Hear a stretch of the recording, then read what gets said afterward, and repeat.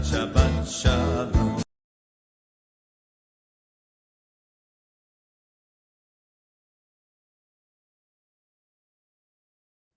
Shabbat Shalom, amigos. Qué gusto en saludarlos. Soy Sami Stashover y tengo más una vez el privilegio de compartir con ustedes un poco de lo que medité en el texto de la parashá que esta semana estaremos leyendo. Y esta parashá, esta vez, en este año, es una parashá doble. ¿Por qué? Porque se juntan parashot para que pueda haber espacio dentro del calendario judaico, dentro del calendario lunar en que Israel vive, para ocasiones especiales de las grandes fiestas donde caerían en un Shabbat y por eso entonces somos, digamos así, juntamos dos parashot para abrir espacio para un Shabbat especial. Entonces esta semana leemos la parashá Vayahel y Pekudé. Vayahel está en Éxodo 35 del versículo 1 hasta el capítulo 38, versículo 20. 35, 1 hasta el 38, 20. La Haftará la leemos en el primer libro de Reyes 7, del 40 al 50. Dentro de la Alianza Renovada, Hebreos 9, del 1 al 11, y dentro de los Salmos, el 61. Y la parashá se llama Vayahel porque dice que Moisés hizo reunir, juntó, convocó a toda la congregación de los hijos de Israel. Ya la segunda parashá, Pekudé, está en Éxodo 38 del versículo 1 hasta el capítulo 40, versículo 38. La Haftará la tenemos en el primer libro de Reyes nuevamente, ahora del capítulo 7, del versículo 51 hasta el 8:21, o sea, es la continuación de lo que habíamos visto en Vayahel. La Alianza Renovada, el Brit Hadashah, la leemos el segundo libro de Corintios, capítulo 9, del 6 al 11, y dentro de los Salmos 45. Y sería alguna cosa así como las cantidades. Estas son las cantidades de material usados para el tabernáculo. Y el enfoque que me gustaría traerles a ustedes hoy es una obra monumental concluida. ¿Qué es lo que sucede? El tabernáculo, el Mishkan, es la, digamos así, el inicio de una relación del pueblo de Israel con Dios viviendo junto con ellos. Él estaría en el medio de la congregación. Entonces, tanto el Mishkan como más tarde el templo de Salomón, el Beit HaMikdash, eran exactamente el propósito principal, albergar la arca de la alianza, o sea, lo que estaría dentro del Mishkan, que más tarde sería transferida al Beit HaMikdash. Y era el símbolo de la presencia de Elohim, Dios, entre el pueblo, o sea, él estaría dentro del pueblo, estaría viviendo con el pueblo. Y esto es exactamente lo que está quedándose pronto entre las dos parashot. Y es importante acordarnos de que esto se hace en el desierto.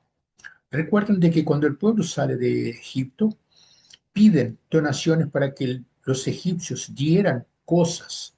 Y dentro de las cosas que dieron, habría material suficiente para hacer este Mishkan. Ahora, me gustaría que ustedes lean también Éxodo 37 y Éxodo 38, porque verán la magnitud de la obra. Fíjense ustedes, a partir del versículo 1 del 37, leemos que Betzalel hizo también el arca de madera de acacia.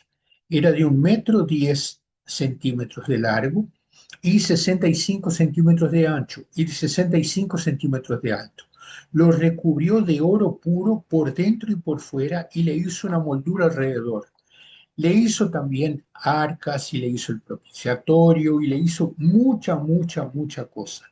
Tanto así que solamente para que entiendan, el versículo 24 del capítulo 38 dice, todo el oro empleado en la obra, en toda la obra del santuario, era oro de la ofrenda y fueron 958 kilos, 958 kilos de oro para hacer justamente este santuario.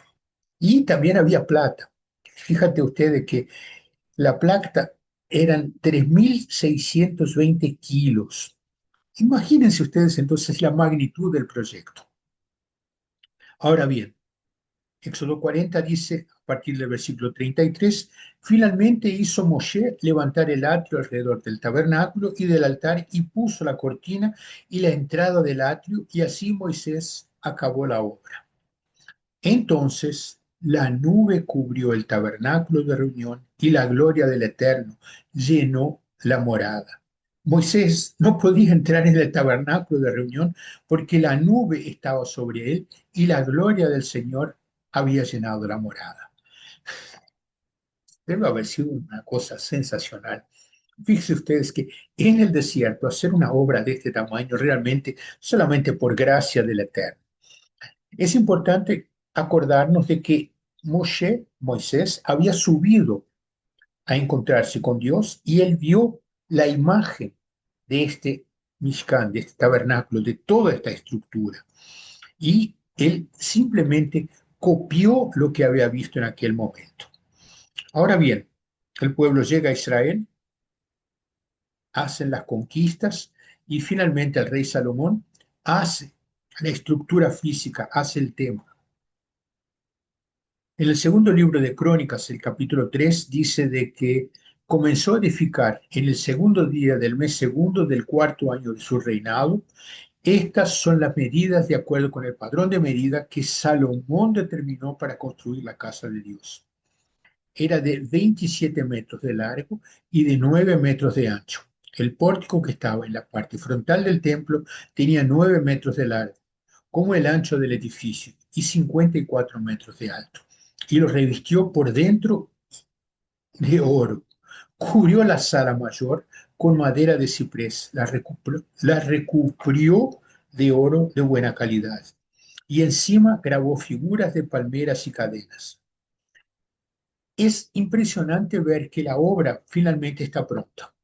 Y en segundo libro de Crónicas, el capítulo 5, es la finalización.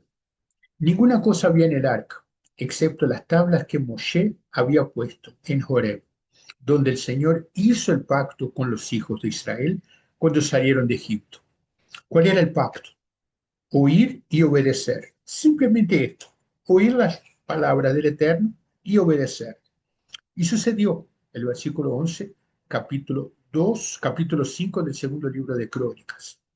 Y sucedió que cuando los Coanim, los sacerdotes, salieron del santuario, porque todos los sacerdotes que se hallaban presentes se habían santificado sin distinción de sus grupos, cuando todos los músicos levitas, Asaf, Hermán y Jedutum, con sus hijos y sus hermanos, vestidos de lino fino, portando címbalos, o sea, instrumentos musicales, y con ellos 120 sacerdotes que tocaban las trompetas, los shofarim. Cuando los que tocaban las trompetas y los que cantaban hicieron oír su voz al unísono, alabando y dando gracias al Eterno, cuando elevaron la voz junto con las trompetas, los címbalos y otros instrumentos de música, y cuando alababan al Señor diciendo, Behalel Adonai Kitov, Kileolam Hasdu, porque Él es bueno, porque su misericordia dura para siempre. Entonces la casa se llenó de una nube y la casa del Adonai, la casa del Señor, la casa del Eterno. Y los sacerdotes no pudieron continuar sirviendo por causa de la nube, por causa de la gloria del Señor que había llenado la casa de Dios. El Mishkan y el templo eran la morada del Eterno en el pueblo, porque él desde el primer momento, él siempre quiso ser Elohim para que nosotros le fuéramos su pueblo. Él quería ser Elohim, Dios, para un pueblo, y escogió un pueblo. Y este pueblo debería engrandecer su nombre, debería ser obediente, porque había una alianza, había un pacto. Y el pacto era oír y obedecer. Lamentablemente, nosotros no cumplimos nuestra parte. Lamentablemente, nosotros hicimos todo lo posible para desagradar al Eterno. No lo honramos, por lo contrario, hicimos todo lo que podíamos hacer para olvidarnos de Él, dejarlo de lado y no querer nada con Él. Fíjate a qué punto llega el Eterno, que en Ezequiel 24, a partir del versículo 17, perdón, Ezequiel 24, versículo 19 dice, la gente me dijo, ¿no nos explicas qué relación tiene con nosotros lo que estás haciendo? Y yo, el profeta, dice, es que el Señor me ha hablado así. Di a los israelitas, esto dice el Señor Elohim, el Señor nuestro Dios. Voy a profanar mi santuario, manifestación de vuestro orgullo y poder, delicia de vuestros ojos, aquellos por los que suspiráis apasionados. Los hijos e hijas que dejasteis caerán a espada. Puedes darte cuenta de cómo el Eterno estaba triste, que Él dice que va a profanar el santuario, el templo. Y lo pone de una manera muy clara, manifestación de vuestro orgullo y de vuestro poder. Pero la verdad es que nosotros no somos nada. Simplemente nos levantamos contra el Eterno, sacamos el tamaño del Eterno, inmensurable. Ani Yeh, Asher Yeh. Yo seré lo que yo quiera hacer. Y lo decimos, ok, este es tu tamaño. El resto déjalo que nosotros lo hacemos. Pero no queda por eso. Ezequiel 43, a partir del versículo 6, dice, oí entonces que alguien me hablaba del interior del templo y advertí que junto a mí había un hombre que me dijo, Hijo del hombre, este es el lugar donde se asienta mi trono, el estrado de mis pies, donde voy a habitar para siempre en medio de los israelitas. Ni los israelitas ni sus reyes volverán a profanar mi nombre santo con su conducta inmoral y con los mausoleos que erigen atrás de sus reyes cuando ellos se mueren. Qué triste, ¿verdad? El pueblo se va para Babilonia, el templo es destruido, hay que empezar todo de nuevo. Vuelve Nehemías junto con Esdras, reponen el templo, reconstruyen el templo, se pone una enorme cantidad de oro de nuevo para hacer alguna cosa gloriosa para el Eterno. Pero nuevamente, nosotros traicionamos al Eterno. Todavía en el desierto, el Eterno dice en Deuteronomio 10, circunciden pues el prepucio de su corazón y no endurezcan más su cerviz. Más, ¿quieres ver más? El Eterno nos llama a través de Jeremías 4, versículo 4. Circuncídense para el Señor, quiten el prepucio de su corazón, oh hombres de Judá y habitantes de Jerusalén. No sea que por la maldad de sus obras mi ira salga como fuego y arda y no haya quien la apague. Es triste, ¿verdad? Es triste porque el Eterno quiere un pueblo para sí. Él no abre mano de un pueblo para sí. Él no desiste del pueblo, pero nosotros nos alejamos de él. Nosotros queremos hacer nuestra voluntad. Ezequiel 44 cierra la historia de una manera triste cuando dice en el versículo 7 en delante, habéis permitido que extranjeros incircuncisos de corazón y de cuerpo entren en mi santuario para profanar, cuando me ofrecéis pan, grasa y sangre.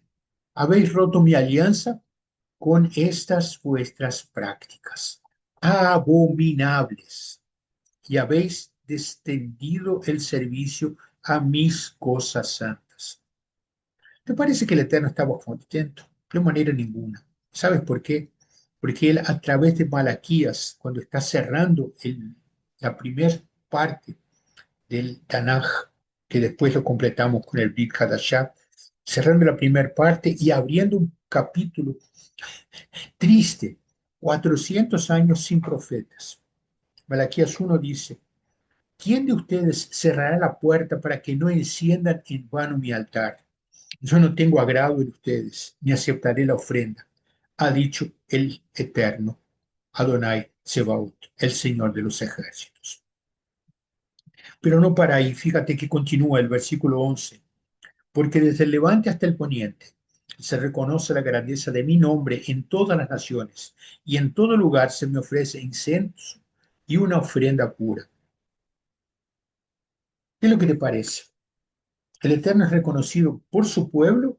No, son los otros que lo reconocen porque su pueblo profanó el altar, profanó el templo. No podemos decir que estamos bien con Dios porque no estamos. No estamos bien con Dios porque hacemos oraciones, ayunamos en Yom Kippur, el Día de los Perdones, pero continuamos sin ser merecedores de nada, porque hay necesidad de haber la reconstrucción del templo de una manera que sea sólida. ¿Qué es lo que quiero decir con esto? El Eterno nos dio la oportunidad de construirle el tabernáculo, la casa de Dios, pero nosotros no lo honramos. Lo que estaba escrito en la Torá, en el pergamino, no estaba en el corazón del pueblo como hoy todavía no está. El pergamino no hace la función que debería hacer porque el pueblo lee sin darse cuenta. Entonces, el Eterno sigue queriendo un pueblo. ¿Y qué es lo que leíamos en todo el texto de la Torá? Había necesidad de corbanot, sacrificios, que eran la forma de crear un intermediario. Nosotros tuvimos a Moshe, que era el intermediario delante del faraón. El Eterno cría los sacerdotes, los Kohanim, y los holocaustos. Era el intermedio de la forma de pedir perdón al Eterno por nuestros pecados. Pero la verdad es que no estaba funcionando. Entonces, habría necesidad de que el texto de la Torá continúe, pero habría necesidad de cambiar el sacerdocio porque no estaba funcionando. Hebreos 7, a partir del versículo 11, dice, ahora bien, si fuera posible lograr la perfección, nosotros perfeccionados, por medio del sacerdocio levítico, me paro para pensar, nosotros podríamos ser perfeccionados por los Coanim, por los Leví. Ellos estaban haciendo el sacrificio por nosotros. Nosotros no estábamos involucrados, tanto así que lo traicionamos.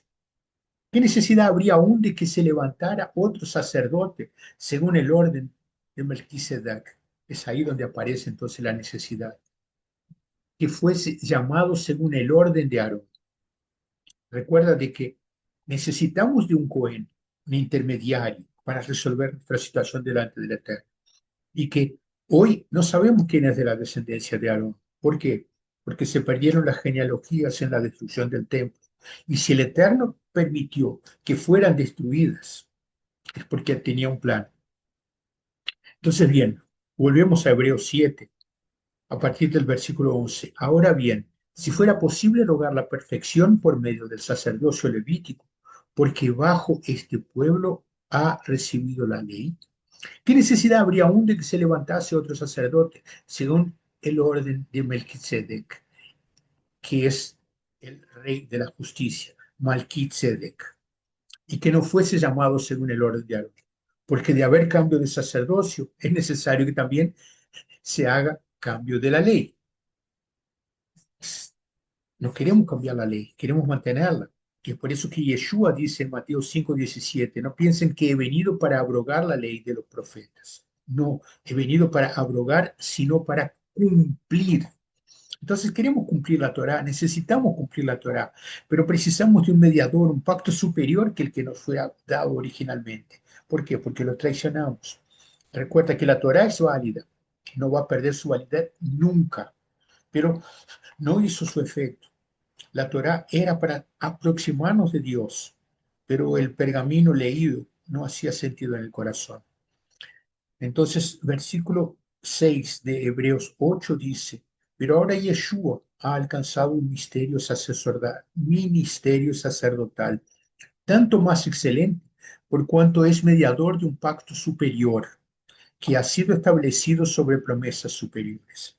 Porque si el primer pacto hubiera sido sin defecto, no se habrían procurado lugar para un segundo. Porque reprendiéndoles, dice, he aquí, vienen días, dice Adonai, en que concluiré con la casa de Israel y con la casa de Judá un nuevo pacto. Ups, hay un nuevo pacto, sí. No como el pacto que hice con sus padres en el día que los tomé de la mano para sacarlos de la tierra de Egipto, porque ellos no permanecieron en mi pacto y yo dejé de preocuparme por ellos.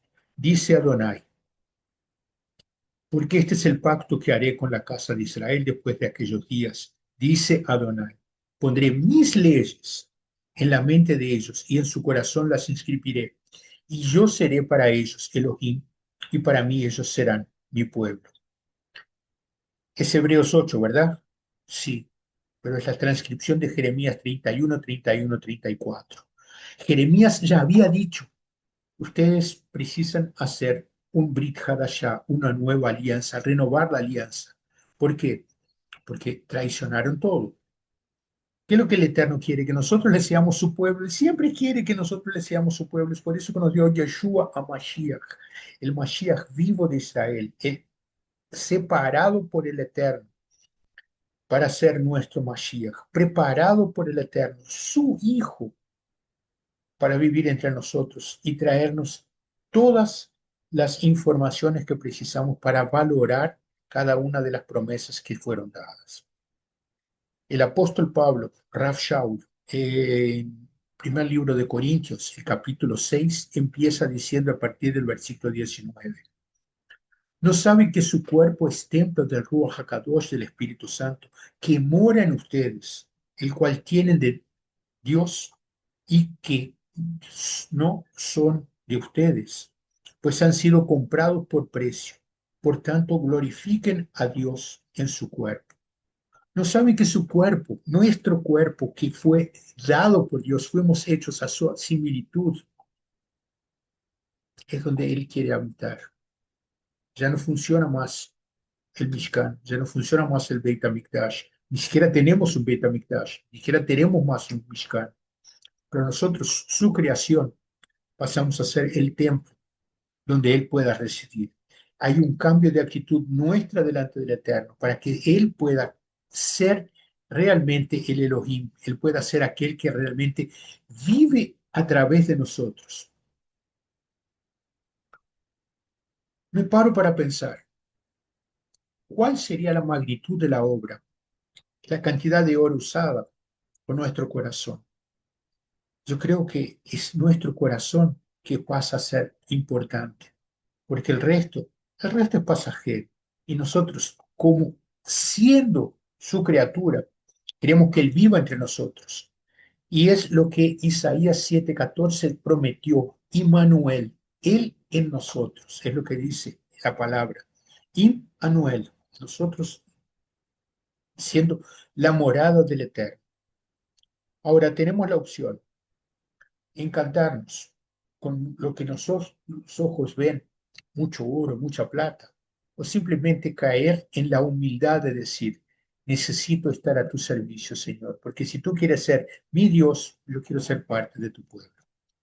Es una parashá larga, es una parashá de mucha información, mucho contenido, pero es el momento de ponernos delante. ¿Queremos el templo hecho por manos humanas o queremos nosotros ser ese templo? Es una decisión a tomar, es una decisión que precisamos todos los días, no solamente en la lectura de esta parashá, no solamente en el ayuno de Yom Kippur, es diariamente. ¿Cómo estamos delante del Eterno? ¿Qué es lo que hemos hecho por Él? Queremos ser efectivamente su morada, que esta sea la definición de tu vivir delante del Eterno, que pueda ser realmente la morada del Eterno y Él pueda alegrarse de ti y hacer cosas maravillosas, porque tú lo dejas ser Elohim. Que este sea el motivo de tu Shabbat. Shabbat Shalom.